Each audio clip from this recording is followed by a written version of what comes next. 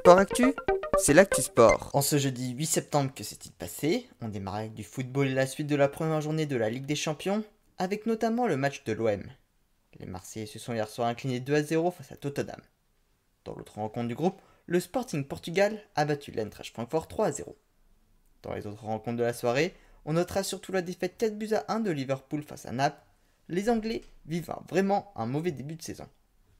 Victoire 2-0 du Bayern Munich face à l'Inter Milan, 2-1 pour l'Atlético Madrid face à Porto grâce à un but de Griezmann après 11 minutes de temps additionnel, 4-1 pour l'Ajax Amsterdam face aux Glasgow Rangers et large succès 5-1 de Barcelone face au Viktoria Plzen. Ce soir, place à la Ligue Europa et la Ligue Europa Conférence avec Nantes, Rennes, Monaco et Nice. Également en football, Lorient recevait Lyon en match de retard de la deuxième journée de championnat. Les Bretons se sont imposés 3-1 et sont pour le moment 5e du championnat à 3 points du Paris Saint-Germain. C'est leur tout meilleur début de saison en Ligue 1. En tennis, les autres quarts de finale de l'US Open se sont joués dans la nuit. Carlos Alcaraz s'est imposé en 5-7 dans un match déontologique face à Yannick Sinner avec un point extraordinaire. Je vous mettrai la vidéo sur mon compte Instagram. Il retrouvera l'américain Francis Tiafoe, surprenant vainqueur en 3-7 d'Andrei Rublev. Et chez les dames, Aryna Sabalenka, victorieuse de Karolina Pliskova, retrouvera Iga Swiatek en demi-finale. La polonaise a éliminé Jessica Pegula. Cette nuit, Caroline Garcia affrontera Ons Jabeur pour une place en finale.